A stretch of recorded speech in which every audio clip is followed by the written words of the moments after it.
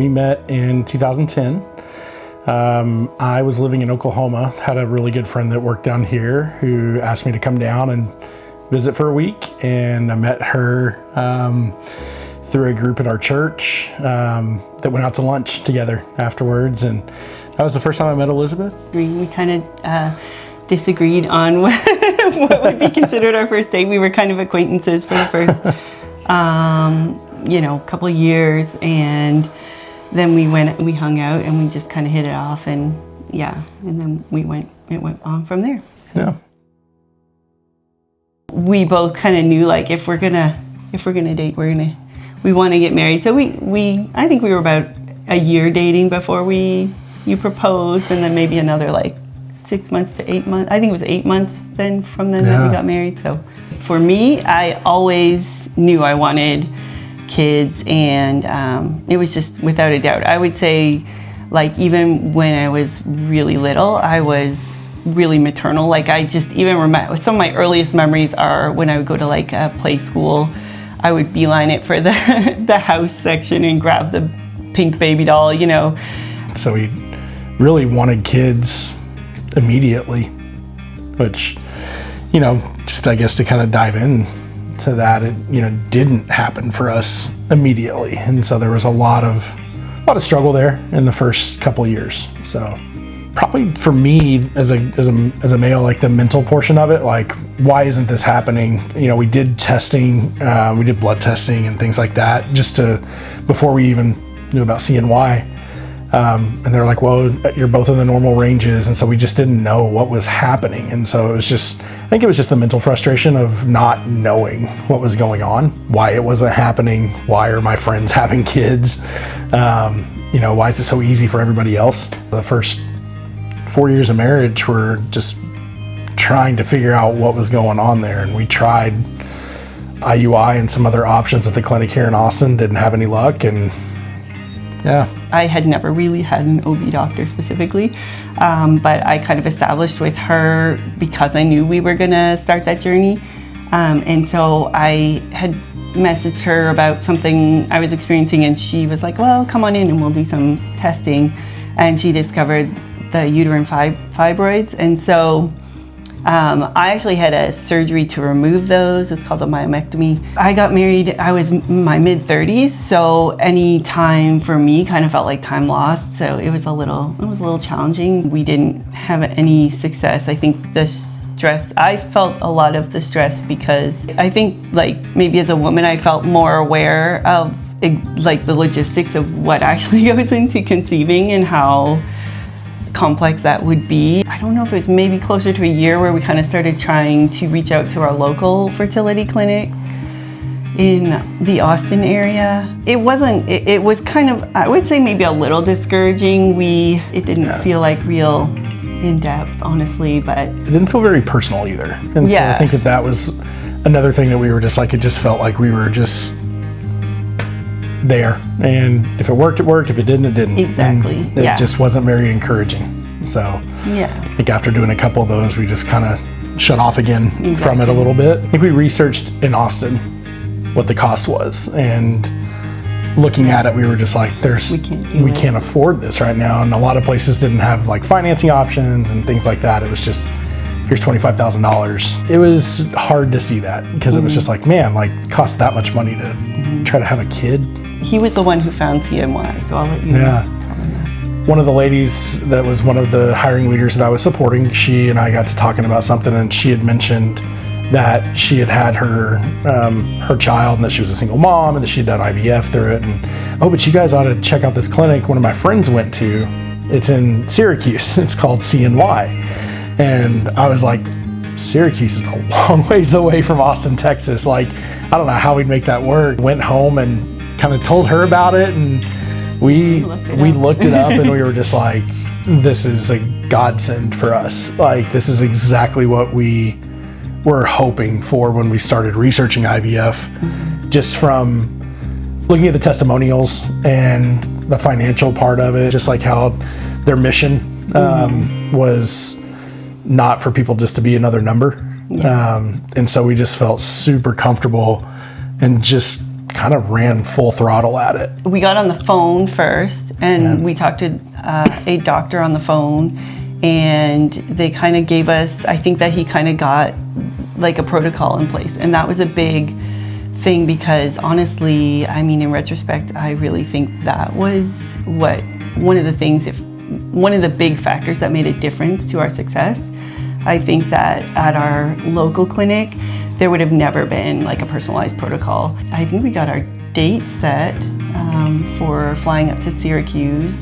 Yep. And then we got our medications in order, and we were due to go up for our egg retrieval. So we called up to the nurses. I believe that they like got us medication to Oklahoma, which was not our home address or home state. Like overnight. within 24 hours we had. Yeah, we had medication delivered to my parents' house, and that was they were on it.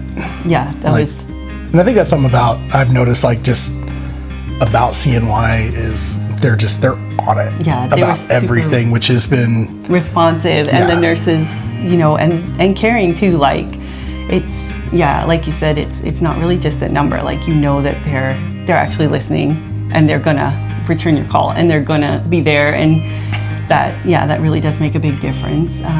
I really think too in your success, because your mental state is a lot better when you know you're being cared for. We did our egg retrieval. We got, I want to say 12 eggs, and then we got, I think, 8 blastocysts. And then we decided to do a fresh embryo transfer while we were there. We didn't have success with that one. We didn't know what the odds were. And then, like she said, we were still dealing with figuring everything out. Did the fresh transfer, and then we did another transfer after we kind of figured out what was going on with I think we got with her. We got some different medications. So we got on the medications and figured out like what was going on, and so we did another transfer, and they were like, this is gonna basically make it where it'll stick, and so there's something for it to stick there now. And so once we figured that out, we actually had success on our transfer, but we hadn't done the genetic testing, and so we ended up having a miscarriage after I think 10 or 11 weeks, something like that. Almost made it to the second trimester, and so it was, it was disappointing, and then it was hard. Like, we were so excited about it. We had a core group of friends that were, very intent about checking on us, praying for us, and, just loving on us through that whole journey. And so we had kind of preemptively said, hey, please be praying, please keep us in your thoughts. And that was, disappointing to have to tell everybody after telling them hey, this worked, we're technically pregnant, and then to have to say we had a miscarriage.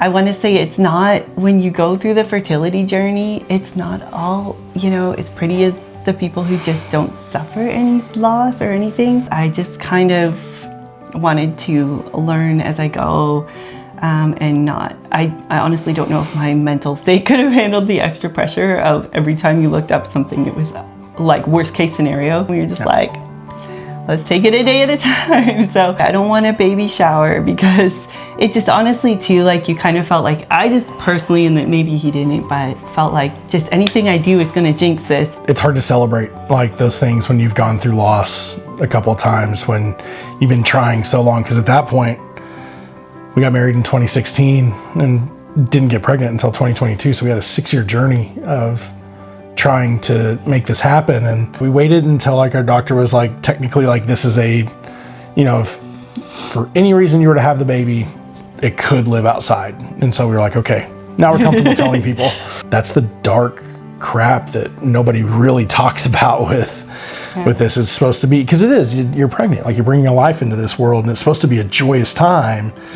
But I think unless you've gone through loss like that, it's just not as real. And people just don't really understand that. Why aren't people so excited about this? But I think that for me, I was like, okay, somebody's got to be like really positive here. Yeah. And so it's like, hey, we're having a baby shower, we're doing a baby announcement, we're getting those maternity pictures taken. And, you look back on it now and it's just like, oh, if we hadn't done that, like, yeah. It would just be a lost thing that we didn't get to experience.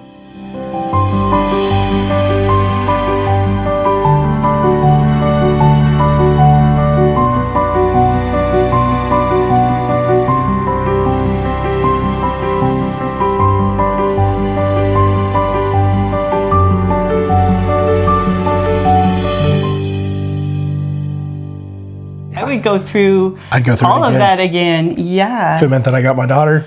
Yeah. Oh God, absolutely.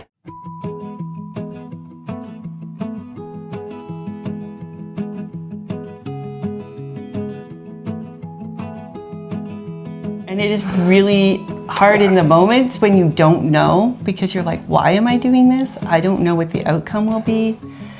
But yeah, on the flip side, the amount of joy that our daughter has brought us, there's nothing like that. Nothing. There's some hard things about going through IVF. Like I told a lot of people this going through those things, but it's like the club you never want to be in, but it's full of the best people. Mm-hmm. And it's so worth it. You kind of do just kind of have to take that leap and just take it a day at a time and just keep going and be encouraged and find what encouragement you can in that community that knows what you're going through.